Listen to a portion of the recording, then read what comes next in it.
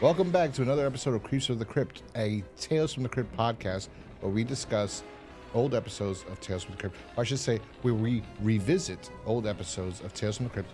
This time we're on season 3, episode 14, titled Yellow. The episode was originally aired on August 28th, 1991, and it was directed by Robert Zemeckis. It was written by Jim Thomas and John Thomas, as well as A.L. Katz and Gilbert Adler. A.L. Katz, A.L. Katz is... I think it's just Al. No, it's A.L. There's a space in between it. I used to think it was Al Katz too when I used to watch it on Tales from the Crypt. But because of Freddy's Nightmares, both of these guys, Gilbert Adler and A.L. Katz, wrote episodes of Freddy's Nightmares. So I said, oh, it's A.L. I thought it was Al. So I'm assuming that A.L. Katz and Gilbert Adler probably originally wrote the first script, and Robert Zemeckis was like, eh. So he gave it to Jim Thomas and John Thomas, who are known for writing a little movie called Predator, and also later on Executive Decision, and they're also involved in the story idea of Wild Wild West. And I know we jumped right into this episode. Normally we talk, I say, I'm your host, John, and along with me is my co-host, They're Alan. That's right, but this time I decided, let's just go straight through it. So, no, I wanted to say something because normally when I watch these episodes, right, rewatch them, revisit them, sometimes I don't like an episode. I remember not liking an episode. And this is an episode that I constantly would rewatch and not like. Something happened. Because I watched this twice, and the second time I was watching it, something clicked in my head, and I remembered as a kid watching it. And I was like, oh, okay. And so I had to go back to that, and I really don't know how that happened. That just happened. I just remember when I saw it as a kid. And I was like, oh, okay. I remember how I felt when I first saw this. So I have to take that into account for my rating later on. But nonetheless, I was also looking into this episode for several other reasons, and I discovered something very interesting. So this was originally part of let's see how can I just, let me see if I can go into this. Okay, so there's a lot of different stories about this. Not this episode, but in general. So the film was originally part of a film, of an anthology film. And the film was originally produced as 3 episodes of an unsold anthology series. So the movie is called Two-Fisted Tales. That was the movie, and it was going to have the same people involved as Tales from the Crypt. But instead, they were going to focus supposedly on stories but focused on EC Comics adventure and war stories. So that was going to be the spin-off show. It was going to be, okay, we did Tales from the Crypt. Let's do this. So the film was originally produced as 3 episodes of an unsold anthology series of the same name, Two-Fisted Tales, which isn't true, actually, because supposedly that's not true. That the comic wasn't that or whatever. So, because this isn't in Two-Fisted Tales, this episode, Yellow. It's in Suspense. What's the shock suspense stories? So that's not true. Yeah. Right. So it says, let me go to focus on EC Comics. When Two-Fisted Tales was not picked up, the 3 episodes were aired as a TV movie, as well as edited into 3 parts of Tales from the Crypt. So they put all these in a movie, and they released it, which kind of sucks for another reason, because there's some episodes that aren't even in this season that are in that movie. And the movie aired after this. So the show didn't get picked up. They decided to take this one, which I guess was the best segment of the pilot, and put it on the end of Tales from the Crypt. And they're like, okay, well, this will be the season finale. We'll have Robert Zemeckis directed episode for that show, for that movie or whatever, into this, because Two-Fisted Tales didn't air until 1992. This was August, so that's a few months. So this aired before that, so they already knew that it wasn't going to get picked up So they edited it into 3 different episodes. They decided to put this at the end, which it makes sense why it was 14 episodes this season. You would have thought they would have taken all 3 episodes and aired them for season 3. You know? Mm-hmm. Which I believe all those 3 segments got edited. And one of them is with Brad Pitt. It's the Brad Pitt episode. From the Twisted Tale. Oh, So that one. this is, let me show you the intro, because I've never seen it. I've never seen this until I just discovered this right now. So I'm going to play right now is, you can find this movie. We should probably watch this one day. We should, because, I mean, no, what's the point? These are all going to be in the show, so there's no point to watch this. But Bill Sadler was the Crypt Keeper type character in this. So so I'm going to play it. You can find this on YouTube, people listening. It's called Two-Fisted Tales, parentheses, TV, 1992, parentheses, .mp4. And you search that on YouTube, you can find the video that we are watching right now. So here we go.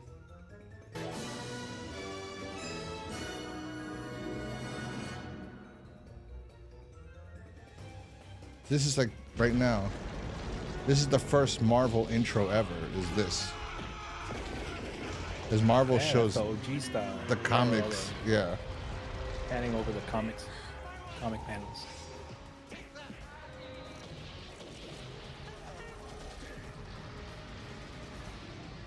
Two-fisted. This is real interesting. So what we're seeing right now is like panels of the comics. Tales from the Crypt, almost the same thing. The intro, the title font and fire, like branding an animal. And now we see somebody in a wheelchair strolling through. And I believe this should probably be Bill Sadler.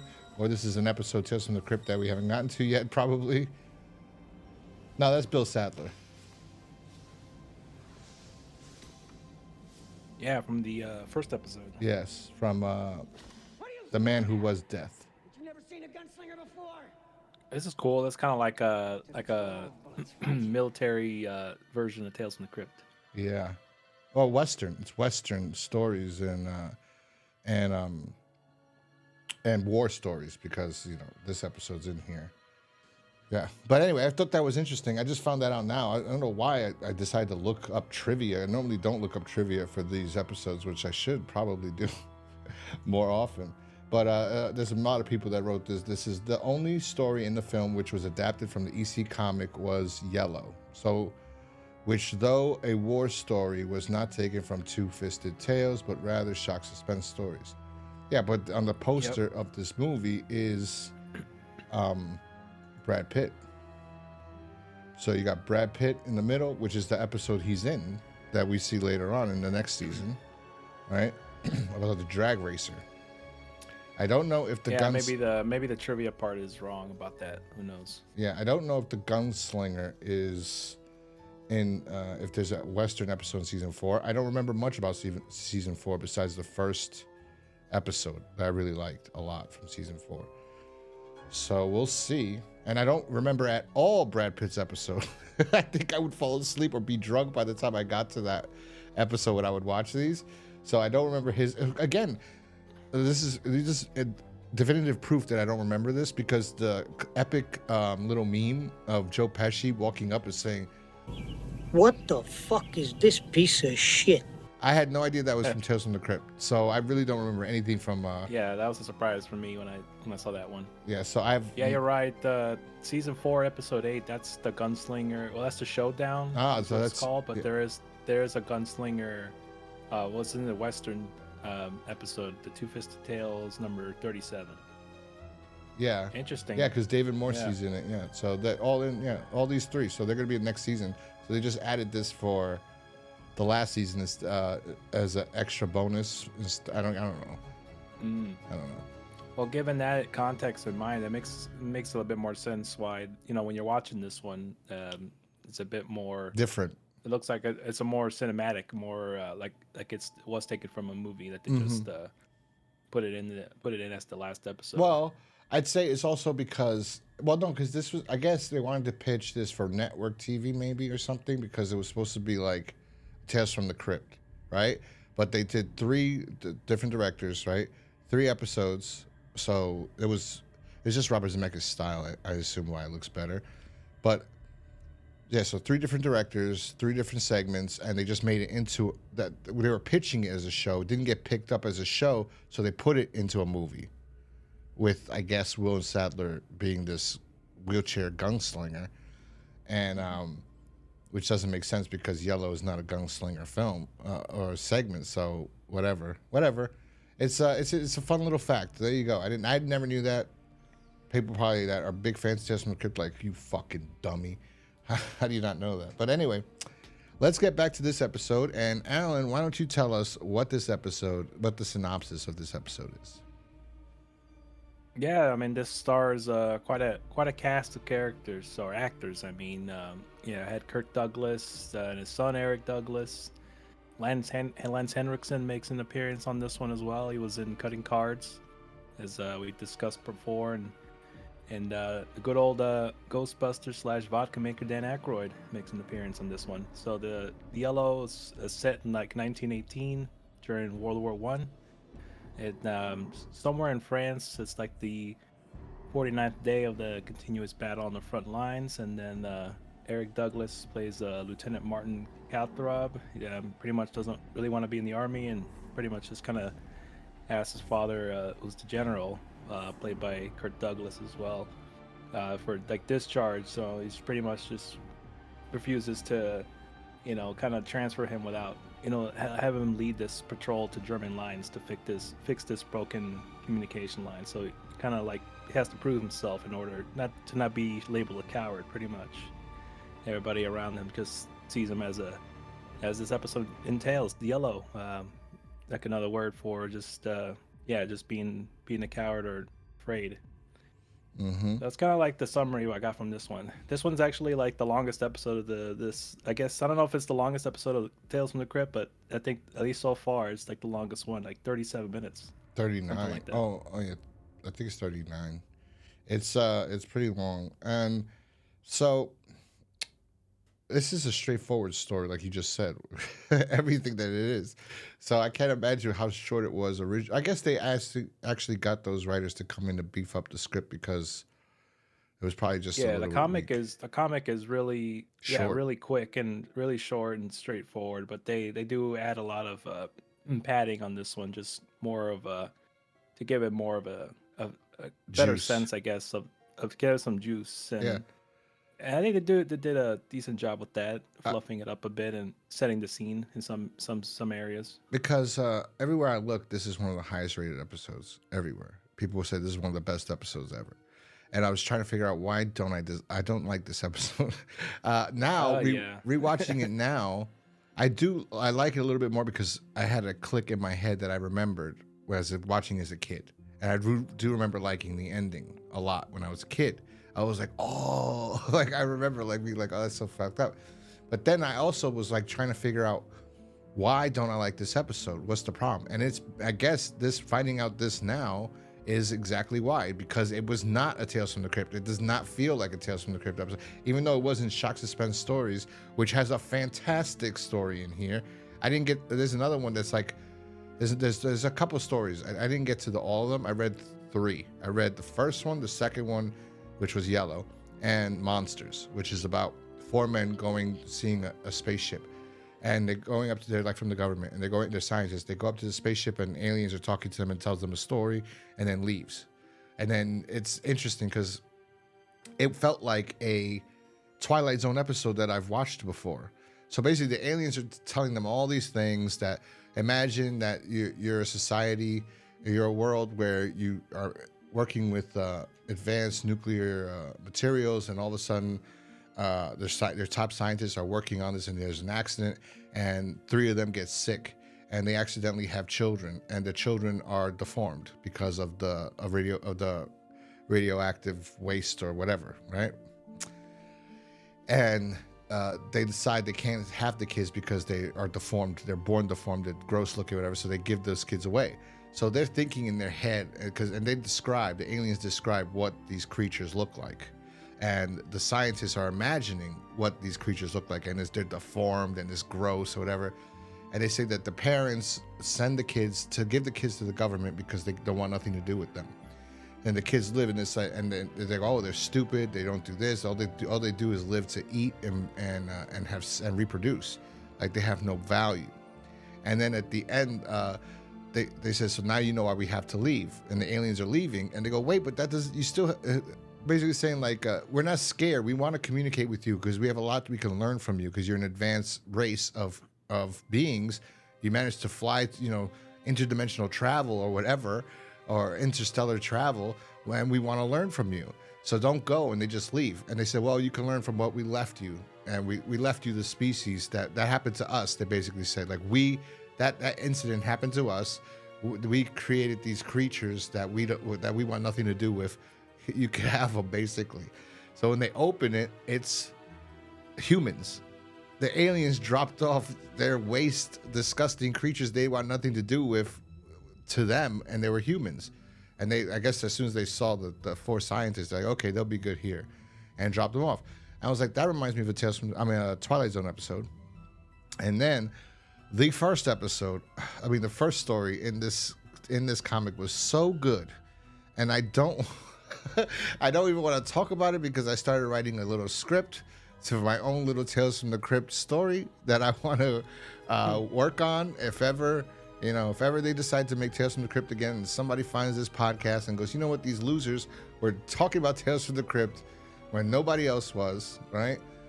Let's do a favor for them, like we did for all these writer friends of ours, right?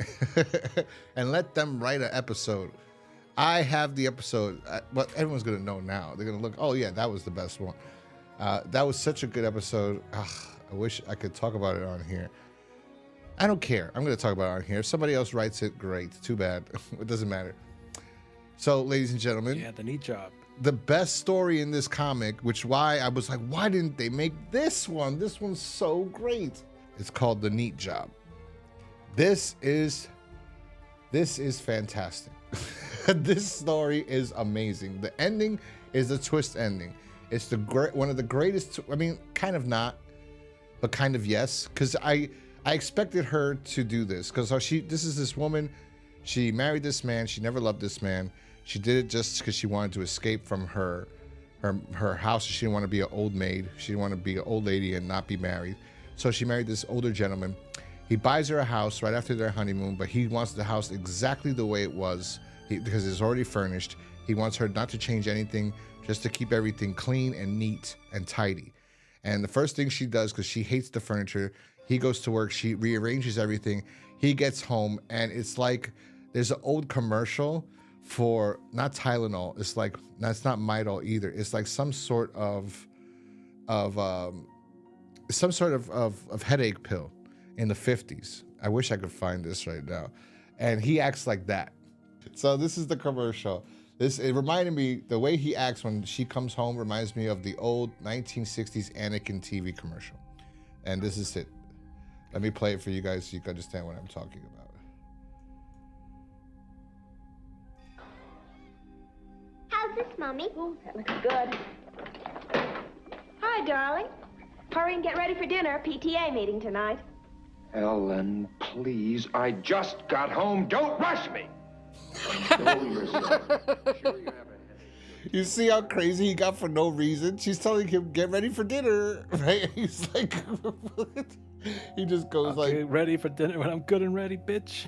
Just got home. Don't rush me.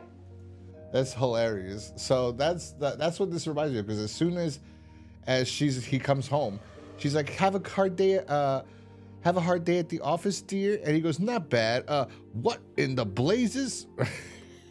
And look at him right here in this panel. It's a panel of him with his hands raised, just like that guy in that commercial. And he goes, what did you do? Who told you to rearrange the furniture? And she's like, I thought it might look nicer. You thought? Never mind what you thought. I told you I wanted this house left exactly as it was. I meant it. Now change it all back again. And she goes, yes, Arthur. That should be the title. It should have been Yes, Arthur, because that's all she says after this. So she's miserable now more than she was when she was old maid, or going to be an old maid. And he takes his basement, his cellar, and he's like, Every day he comes home, he checks with a finger, like if the house is clean or not. Like this guy's got OCD, like definitely, right? And bipolar probably because he just flips real easily.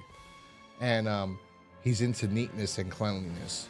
There's a reason why I gravitate towards this because I know somebody like this. Alan knows I told him, but I'm not going to tell people on here. But it's like somebody I know.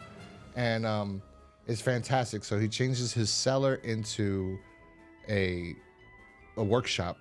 And he tells her never to come down there because that's his spot. And that's the only place that he could keep clean and neat. And she goes, okay. And then one day, a picture on the wall falls. A picture on the wall falls and breaks. And she's like, oh my God, he's going to go crazy, right? And the nail like gripped.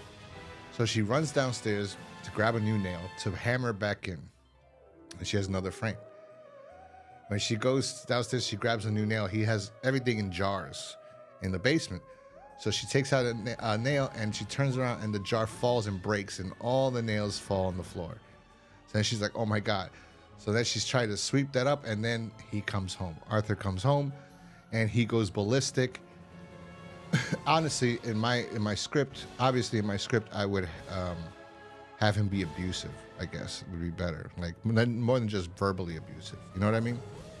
Like it would be like not like that Anakin commercial where, oh, I just got home, don't rush me, whatever. It would be like backhand, right? Because it'd be more severe. And you'd be like, oh, this poor woman, and you sympathize with her. Anyway, I'm going to spoil it. Even though I'm writing this as a teleplay thing, it's spoiled. So if there's any writers out there want to write, just put my name on it. Or whoever wrote this. Send the checks. Yeah, just send the check, because this would be perfect.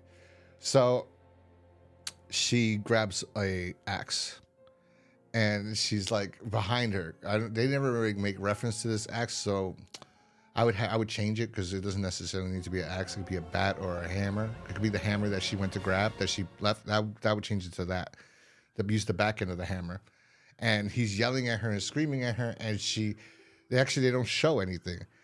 Yeah, it opens up with her talking to two cops and saying, "Why'd you do it, lady?" So that kind of spoils it. I wrote it differently. I wrote it kind of like Deadline, a little bit like Deadline, but not. And I have the best way to end it. It'd be like beautiful ending. But anyway, so he goes, Eleanor. He raises his. Oh no. He's screaming, and the frames are great. The frames for how he looks. Like, I've seen these before, these pictures. I don't know where, but I've seen this, there's an orange panel of his face real close. It's drawn really well. And it says, can't you do anything neat? Right? So, because he kept telling her, like, she wasn't neat. So, she grabs the axe, and then they just cut to the cops. And she goes, I remember doing that. I remember wanting to show him I could be neat. I remember I wanted it to be a neat job. I cleaned up everything when I was finished. And then the last panel is her going, look for yourselves. I cleaned up the blood, every drop. And then the cops go, yeah, lady, you certainly did a neat job. And then the guy goes, very neat. And you see in the jars behind in the shelf as all his body parts. This should have been a Tales from the Crypt episode.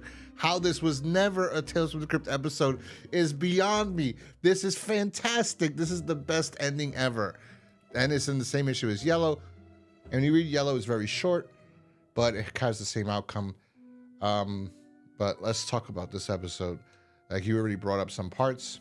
Just pretty much summarizing the kind of the gist of the episode. The general's son being a coward and just didn't want any part of this war, and getting other people involved hurt in the process. Well, it starts with Lance Henriksen and his platoon in the trenches, right? And they're trying to. The plan is they're being swarmed. It's been 39 days, right, or whatever, of battle, nonstop battle. So the plan is, later on we find out from Kirk Douglas' perspective, that the Germans are attacking in this direction, and that's their goal, is that's sergeant or general, whatever he is. I don't know what the ranks are. That's the way that guy works is that's his goal. That's his goal. He's not gonna deviate from it. So since he knows this, his plan is to try to divert his attention for a brief second so he could think that the Americans are trying to do something else, that the Americans are that's what they want to do. They're going to go in this position. So that general, that the Germans general will go and redirect his platoon to that area so this way they could do something, basically something like that. That's the idea. But his son is the one that's supposed to lead this mission, and we see right away he's a drunk. Well, not a drunk. He's a coward. He's also a drunk too, a little bit, because he's hiding while his soldiers are fighting. And Lance Henriksen's like, listen, we're getting slaughtered out here. What do you want us to do? We have to take that hill. Do you want us to go now or what? Like, or do you want me to call the men back so we could regroup? I want you to order the men to retreat. I can't do that. The general ordered us to take that hill. I am telling you to retreat. Now do it! Our orders are to take the goddamn hill. Damn the orders and damn the general! He goes, we gotta go. He goes, I want you to do it. And he gives him this flare to shoot. And I thought this was funny. I wrote it down. Lance Henriksen takes the flare begrudgingly, aims it, shoots, and nothing happens. We just hear the flare. I guess the plan was to use money later on to add the effect of a flare shooting out of it. But nothing comes out of the flare, just the sound effect. And then he puts it down. And then you see Dan Aykroyd walking to talk to General, which is Kirk Douglas. Then Lance Henriksen comes in, and he's like not acting very great. I will say that. Well, this is one other thing I noticed specifically. Eric Douglas, I looked at this was the first thing he ever acted in, and it's not. But there are several times in this episode where he's talking, and unless it's Lance Hendricks, when it was him and Lance Hendricks, he did fine acting. But it was him and his father in the bunker. Times he's looking like he's reading cue cards. Is it true that you ordered Sergeant Ripper to signal a retreat this afternoon? Yes, sir. I saved the company. If we had continued up that hill, none of us would be alive now. There's no way we could have reached the objective. Lieutenant, the purpose of that attack was to pin the Germans down while the rest of the division fell back. Well, we fell back anyway. What's the difference? What's the difference? The difference is a lot of my men died with bullets in their backs. Would you have been happier if I had been one of them?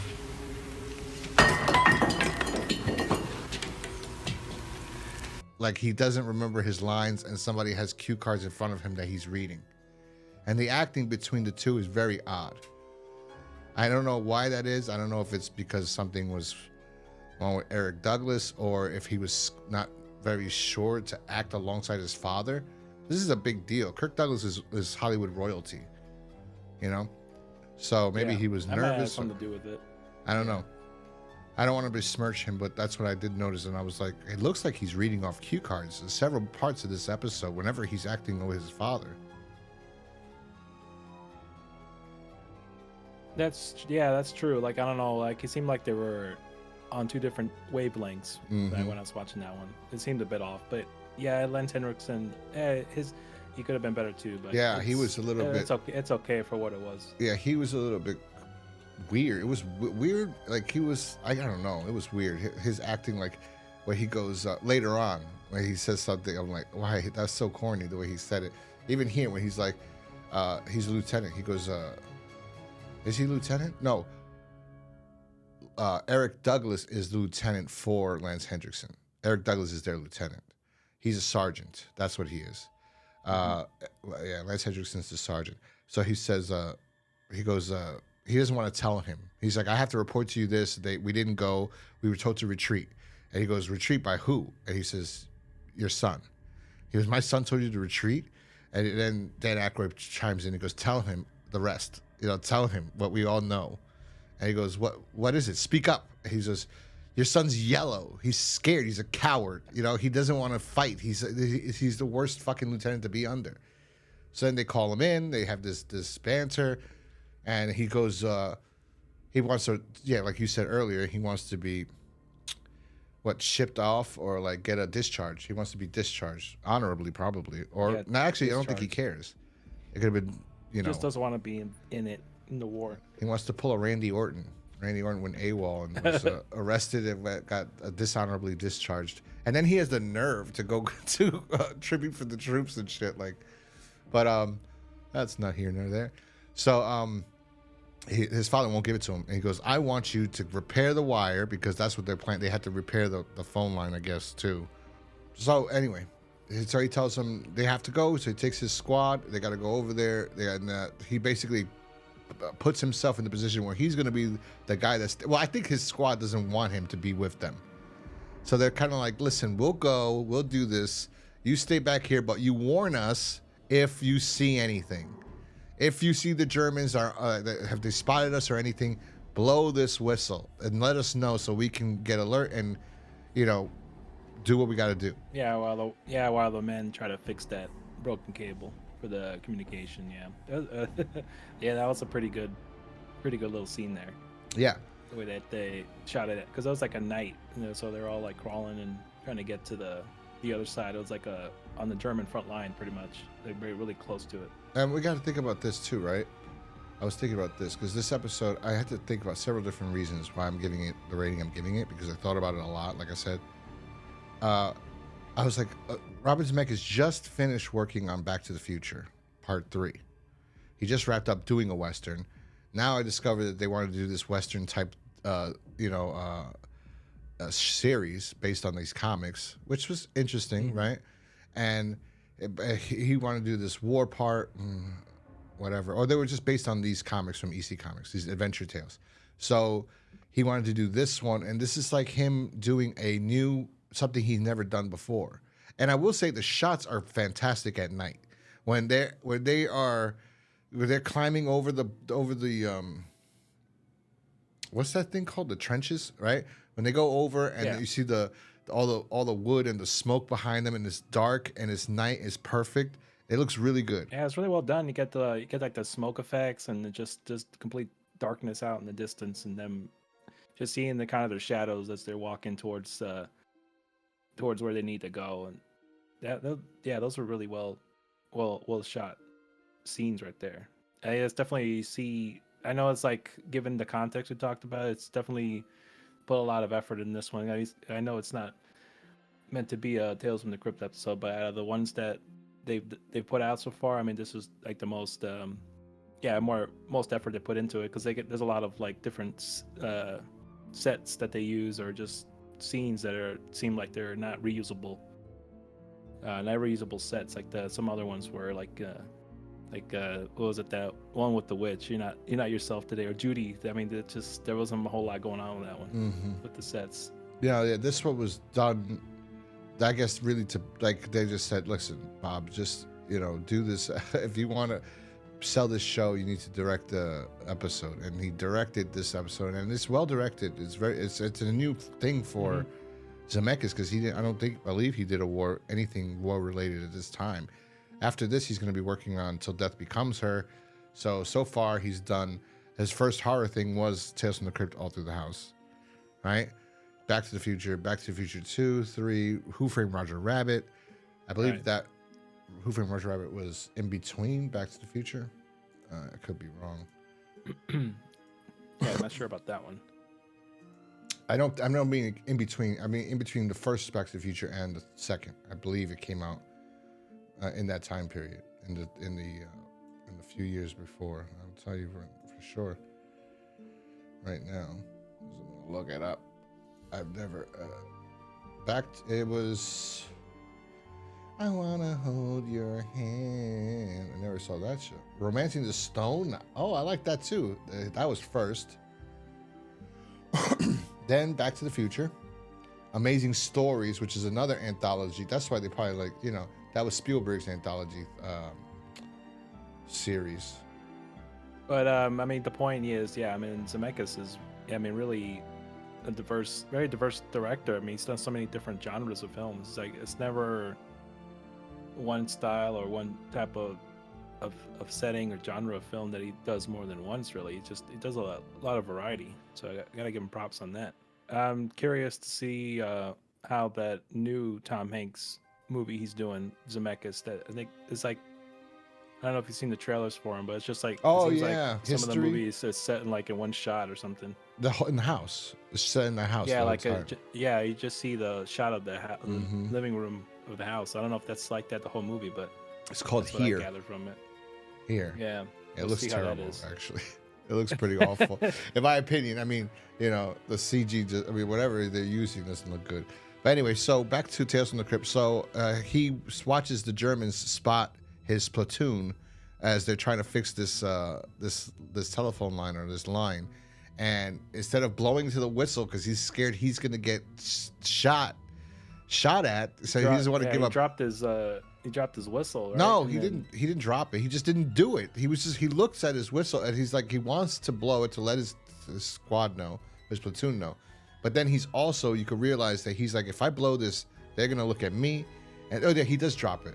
He does drop it because then they spot him. And then That's how they heard that That's how they noise, heard yeah. the noise. But he wasn't gonna do it because he didn't want to get spotted. But because he dropped it, he got spotted and they shoot him. Then his platoon fires at them. Almost make it out of it. They killed the whole all of them. All the Krauts die. That's right. I call them Krauts. Sauerkrauts. Big crowds. Yeah. So they all Oh, die, and then his platoon gets. That was a cool shot where Lance Hendricks explodes because they threw a grenade, and he flies right. It felt like a that Sam part was Raimi cool. shot. Yeah. He falls right on top of Eric Douglas, who's Kalthrob. This name, which I was like, why did they change the name? Because in the comic, the name isn't Kalthrob, it's Henderson. So I'm like, why did they change it to Kalthrob? Like, I don't understand. And I try to Google Kalthrob, and this is the only thing that comes up. So there's no other Kalthrob in the world but this Tales from the Crypt episode. Once you Google Kalthrob, you're gonna get this episode. Everyone's gonna be talking about this. So he goes back to his father and lies and tells his daddy that there was an ambush, that they were prepared for them. They knew they were gonna come, and his whole squad is dead or whatever. That he shot as many Germans as he could. He shot as many as he before he was could. able to escape. Yeah, and then Lance Hendricks comes back, holding his stomach with his helmet, and he says, "You're a goddamn coward. He left us. He left and sold us out." Yeah, that's the part where I thought was stupid. After he collapses, and Eric Douglas is like, "He's delusional. It's not true." He's like, "Yeah, yellow." I was like, "Oh, come on, Lance." That was a little over the top, but Yeah. it was I don't know, it worked for me. It was at least that's like one new thing they did on this episode that they didn't do on the comic, because I don't think that guy died, or one of his members of his platoon came back just to expose him, and yeah, he dies, and then what is it, the Kirk Douglas checks his gun or revolver and just Because it discovers it hasn't been fired at all. He goes, "That's the gun you used?" And he's like, "Yes, sir." And he still got all the bullets in him. Not even that. I think he looked at the firing pin of the gun, and he's like, "This has never that been too. shot at all. Like you've never even shot a fire." It's brand new, nice Yeah. and clean. Oh, fuck, get out of here. At this point, he goes, arrest this man. The Kirk Douglas is like, "All right, arrest this man. Get the other officers. We're going to court-martial him." So they go to they just agree that they're going to kill him. Like they said, "You're a fucking coward. You left your own squad, or you left your crew to get ambushed. You deserve to die. That's it." And then he has, Cowardice in the face of the enemy. so as they're keeping him at a church to wait till his execution the next day by firing squad, Kirk Douglas decides to go talk to him. And Kirk Douglas is talking to him and finding out that this kid is just like his mother. He has nothing of his father's determination, strength, fortitude. He's just a fucking coward, and he never wanted to go into the war. And he did it to try to make his father proud, but he knew his father was never really liked him ever to begin with. And he was like, his father's basically like, "Listen," because he goes, "Well, you were a bad father. You know, you're not a great father. That's the one thing I could say about you. You could be a great whatever, but you're not a great father." He goes, "Well, you're not a good lieutenant either. So I guess we're even." For the father, it's more important for him to be a good lieutenant than it is for him to be a good father. For his son to be a good lieutenant. Like he doesn't want that stain of his son being a coward. yeah, not at and all. Like that's the reputation. worst thing you could possibly be, especially if you're him and he's an older man who's been in the military his whole life. Probably fought in the fucking Civil War. Probably fought in the Civil War. When he was like 20, managed to live this long. I mean, by the way, Kirk Douglas, I don't know how old he is here, if he's in his 70s, but Jesus, this guy lived forever. I think he just died like 2 years ago. That's true. Yeah, I think he. That was like 2020. I think he passed. So it's been 4 years. Yeah, 4 years ago. Yeah. Actually, Kirk Douglas had the rights to One Flew Over the Cuckoo's Nest, I believe. Like, he wanted to make that movie for so long. And then Michael Douglas got to make it and direct it, and he didn't cast his father to play the lead. He cast Jack Nicholson. Oh, wow. Yeah, because I believe he was like, you're too old now. You can't play that role. So he gave it to Jack Nicholson. Because Jack Nicholson had like friends. Jesus. So he was 75 when that episode came out. Yeah, he would not have been on the... Well, maybe he would have been on the battlefield. You never know. He was, technically. But he goes... He He said... pretty much told his son that, he wouldn't put an order on his execution. So he's going to be loading the firing squad's rifles with blanks, right? Well, And then- first he says, he goes, well, is that so terrible that I'm afraid of war and whatever? And he goes, is that so terrible? I'm afraid to die, right? So he starts crying, and his father's like, you're right. I haven't been much of a father to you. And he goes, and I wasn't around most of the time, but I just want you to know, I'm not going to kill you. And then, yeah, like you said, I have this plan. This is what I'm going to do. You go ahead. You tell the plan. But yeah, his plan is just to load the firing squad's rifles with blanks, and then putting like a bag of like a full pack in the trench behind them where the execution site's gonna be, so he can escape. He's giving them like some rations, like a new identity and all that. Yeah. His condition, I guess, is just to act at the mercy that he's gonna face with dignity, pretty much. Just act like a man. Yeah, no, he just yeah. Before he gets shot. Yeah. You can act like a man! What's the matter with you? But he goes, just do me one favor, yeah.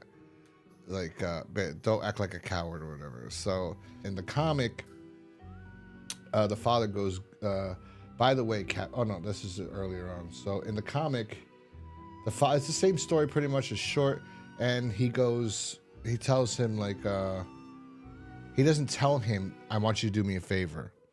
I want you to act like, don't act like a coward. Like, he just tells him it's going to be blanks, don't worry about it. And maybe one day we'll meet again. That's it. That's all he says is he's so excited. He goes, I fixed it. Listen carefully. In an hour, I'm giving orders to pull out.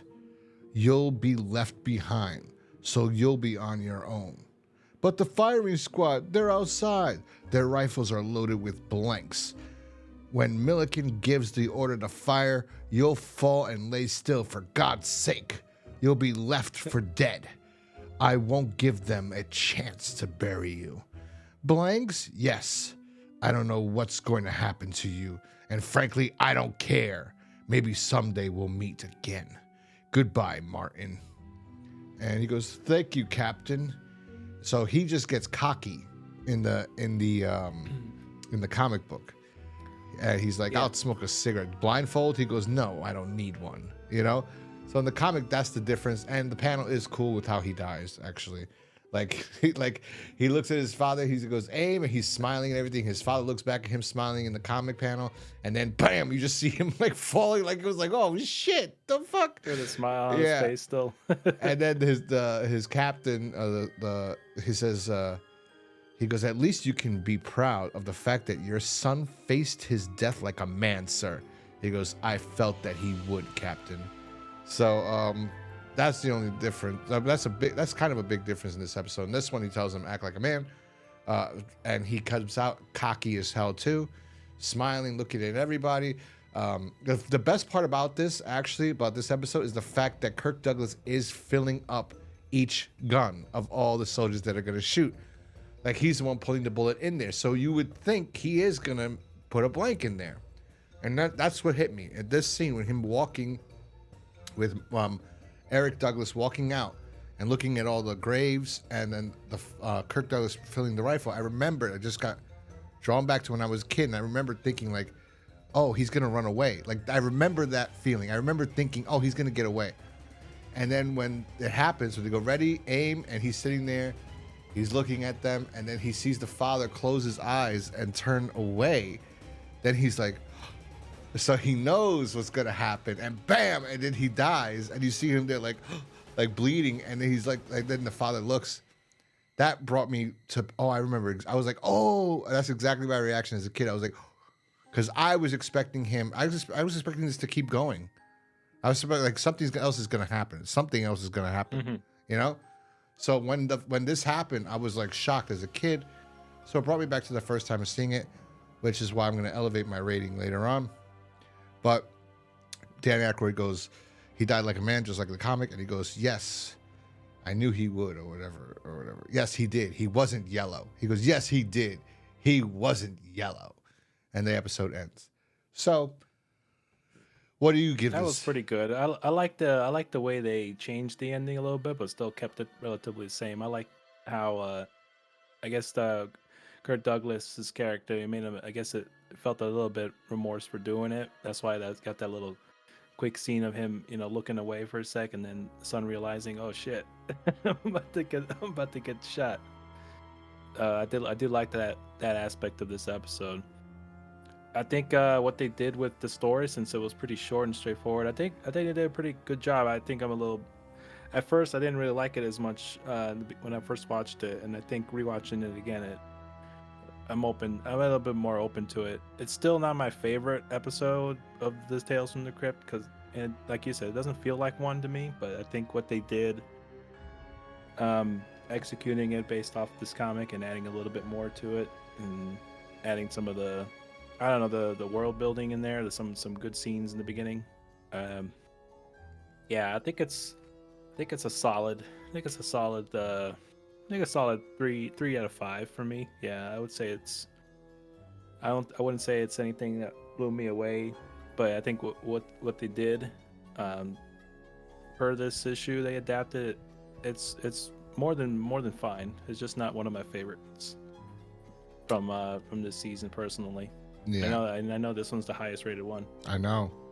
That's why. What about you? What do you think? I had the exact same rating as 3. And it just works. And the little look at the end of Kirk Douglas turning away and closing his eyes to let the son know that the son knows, oh, my father just betrayed me. I'm dead. That was a little extra touch. And by the way, might I add that he was such a bitch. He flew out of his shoes because they took off his shoelaces because they knew he would hang himself. His father said, take off his shoelaces so he doesn't hang himself earlier. So he had no shoelaces. So when he goes and he gets shot, that's a little added touch by the writers and by Robert Zemeckis. So when he gets shot by all the bullets, because normally they're supposed to be blanks. The father gave them all bullets that all work, because it's supposed to be like a blank and only one guy has the bullet that kills you. No, they all killed him. He had holes all over himself. So I give it 3 out of 5 stars. I think that's fair. I know a lot of other people go like, what are you talking about? This is the best episode. I give it 3 out of 5. I think that's, I was trying, and the memory being unlocked that added it to it. So that's what I'm gonna give it. Martin. I think Kalthrob. we're pretty fair on it, just given everything and the context about it. And originally, I didn't like it's a good rating. Yeah, I didn't really like it either the first time I saw it, and then rewatching it again and reading the comic, it gave me more of a appreciation for what they're trying to do. And yeah, like you said, I did look at the trivia too about it, so it makes a lot more sense now. Yeah, now it works more. Given everything. Yeah. So with that being said, that is the last episode of season 3 of Tales from the Crypt. The next time you see us, we'll be talking about our top 5 favorite episodes of this season. That should be a short podcast as well, because Fighting 5 is. I don't know. I don't know if it's gonna be that easy this season. I think I might fight 5. You know what? We might find. There might be one in there that we didn't actually like when we reviewed it, because I'm starting to think the Whoopi Goldberg James Remar episode is much better than we originally rated it. looking back at all these episodes, I'm gonna say, yeah, that one might be a little bit better. But with that being said, yeah, that's gonna be the next episode, and then we will come back after that with the season 4, episode 1, the return. That'll be episode 41, the return, season 4 of Tales from the Crypt. Yeah, that's that. If you would like to follow us, you can follow us at Creeps of Crypt on X. You can check out ghostcrusadersmerch.com to get cool merch like the shirt that Alan is wearing right now, which is called American Creep. There's what's his name? Charlie Marno. Charlie Marno and his wife. I don't know his wife's name. You can get that. That's a cool shirt. Definitely a cool one. You could get an All Through the House. No, well, I can't say that. You get another shirt we got on there called Naughty or Nice, and we have another shirt called Family Ties and Welcome to the Ritter House. Those are the shirts for Creeps of the Crypt. They're cool shirts. You should definitely check them out. If you like the Tales from the Crypt, it would be cool to have that because people will be like, what? What's that? And then you can tell them, oh, it's from this one. That's how we get around some things, too. So, yeah, so that's that. And you could follow Alan on X at Splinter47. You can watch our podcast, the episode you're listening to, you can watch it on YouTube or Rumble or BitChute, I believe, or Odyssey. Just look up Creeps of the Crypt, and you can find us on there.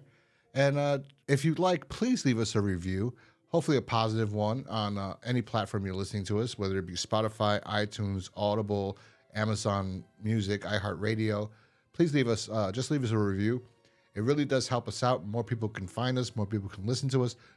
And if you know anybody that might like Tales from the Crypt old episodes and like listening to people talk about them again after rewatching them, send them the link to the audio podcast or the video podcast. With that being said, we will talk to you guys next time. Peace.